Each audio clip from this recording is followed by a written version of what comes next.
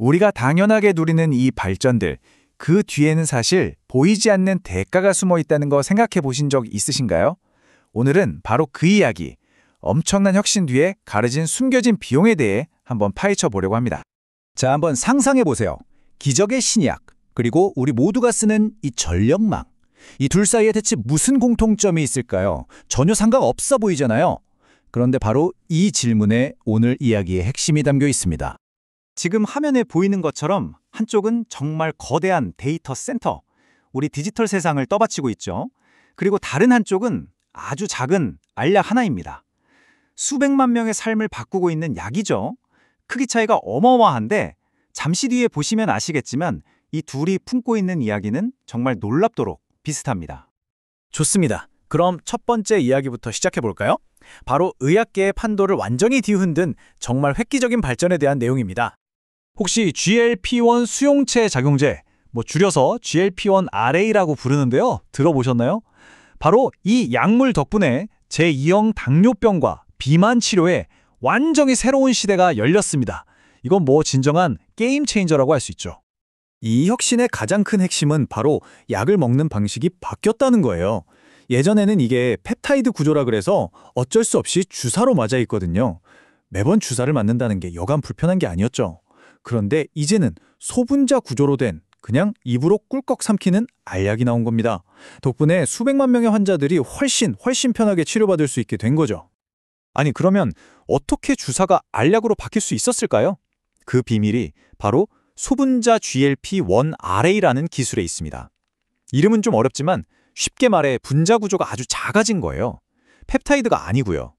그러니까 주사를 맞지 않아도 우리 몸에 쏙 흡수돼서 마치 원래 있던 호르몬처럼 혈당도 조절하고 식욕도 줄여주는 거죠. 자, 그런데 진짜 놀라운 건 바로 그 효과입니다. 임상시험 결과 좀 보세요. 정말 입이 떡 벌어질 정도인데요. 오르포글리프론이라는 약을 36주 동안 먹었더니 체중이 평균 9.4%에서 많게는 14.7%까지 빠졌습니다. 이게 가짜 약을 먹은 그룹은 2.3% 빠진 거랑 비교하면 와, 이건 엄청난 차이죠. 심지어 약을 먹은 사람들의 거의 절반에서 많게는 4분의 3이 체중의 10% 이상을 감량했다는 겁니다. 대단하죠? 물론 이렇게 좋은 약에도 동전의 양면처럼 대가가 따르기 마련입니다. 바로 부작용인데요. 다행인 점은 대부분이 메스꺼움이나 구토, 설사 같은 심각하지 않은 위장 관련 증상들이라는 겁니다. 자, 그럼 이제 화제를 좀 바꿔서 두 번째 이야기로 넘어가 볼게요. 이번에는 우리의 디지털 세상을 실제로 움직이고 있는 심장부, 바로 데이터 센터에 대한 이야기입니다. 요즘 우리가 AI도 쓰고 넷플릭스 같은 스트리밍도 보고 클라우드도 쓰잖아요. 이 모든 게 눈에 보이지 않는 어딘가, 바로 이 데이터 센터라는 물리적인 공간에서 돌아가고 있는 겁니다. 특히 텍사스 같은 곳에서는요, 이런 데이터 센터가 정말 폭발적으로 늘어나고 있어요. 그 규모가 어느 정도냐면요, 상상을 초월합니다. 텍사스 전력망을 관리하는 ERCOT이라는 곳에서 발표한 걸 보면 데이터 센터 같은 새로운 대규모 사용자들이 이만큼 전기 쓸게요 하고 요청한 양이 무려 205기가와트입니다. 이게 얼마나 큰 거냐면 작년에 텍사스 전체가 가장 전기를 많이 썼을 때가 85.5기가와트였거든요. 그것보다 2배 이상 훌쩍 넘는 양을 새로 요청한 거예요. 정말 어마어마하죠. 이 성장세는 그냥 빠르다 수준이 아니에요. 그야말로 폭발적입니다. 전력망에 연결해달라고 요청한 대규모 사용자 수가요, 딱 1년 만에 227%가 늘어났습니다. 2030년까지 쓰겠다고 한 양이요. 믿어지시나요? 그런데 데이터 센터가 먹어치우는 건 전기뿐만이 아닙니다. 바로 물도 엄청나게 써요. 물을 쓰는 방식은 크게 두 가지로 볼 수 있는데요. 하나는 직접 사용. 말 그대로 데이터 센터 안에 있는 그 뜨거운 서버들을 식히려고 현장에서 바로 물을 쓰는 거고요. 다른 하나는 간접 사용인데 이건 좀 숨겨져 있죠.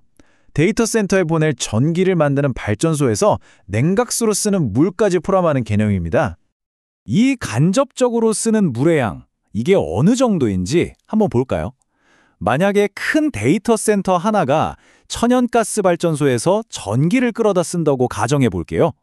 그러면 1년에 자그마치 4억 2천만 갤런, 우리한테 익숙한 리터로 바꾸면 약 16억 리터의 물을 간접적으로 쓰는 셈이 되는 겁니다. 데이터 센터 하나가요. 엄청나죠? 자, 이제 처음에 던졌던 질문으로 돌아가 볼 시간입니다. 기적의 신약과 거대한 데이터 센터. 이 두 가지 이야기를 한번 연결해 보죠.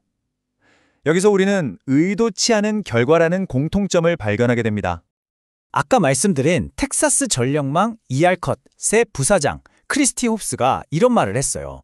어떤 기업이 와서 한 장소에서 도시 하나보다 전기를 더 많이 쓰겠다고 하는데 이걸 예측하고 계획하는 게 너무 힘듭니다. 라고요. 그러니까 이 새로운 수요의 규모가 기존 시스템으로는 감당이 안 될 정도라는 얘기죠. 자, 이제 그림이 좀 그려지시나요?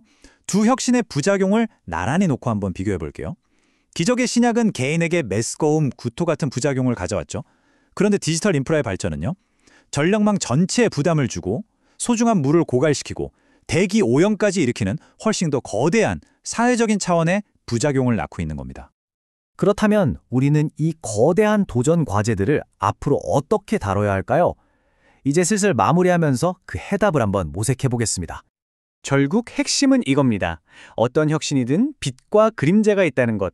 엄청난 혜택 뒤에는 반드시 비용이 따르고요. 우리는 그 사이에서 현명하게 균형을 잡아야만 합니다. 세상에 공짜 점심은 없다는 말처럼 진보도 결코 공짜가 아닌 거죠. 그럼 구체적으로 데이터 센터의 환경 발자국을 줄일 방법은 없을까요? 당연히 있습니다. 몇 가지만 살펴보자면 일단 물을 훨씬 효율적으로 쓰는 냉각 기술을 도입하는 거고요. 또 태양광이나 풍력 같은 재생에너지부터 먼저 쓰도록 하는 거죠. 그리고 한 번 쓴 물을 정화해서 다시 쓰는 제2용수 활용을 늘리고 빗물 관리 시스템을 더 똑똑하게 만드는 방법도 있습니다. 지금 보시는 이 고요한 강처럼 우리의 미래도 평화로울 수 있을까요? 이 풍경을 보면서 마지막으로 우리 스스로에게 던져야 할 질문이 하나 있습니다. 우리는 지금 그 어느 때보다 빠른 속도로 혁신하고 있습니다. 그런데 이 질주의 끝에 있는 게 과연 더 나은 미래일까요? 아니면 우리가 가진 소중한 자원들을 전부 소모해버리는 길일까요? 어쩌면 지금이 바로 이 진보의 진정한 대가가 무엇인지 우리 모두가 멈춰서 함께 고민해봐야 할 때가 아닐까 싶습니다.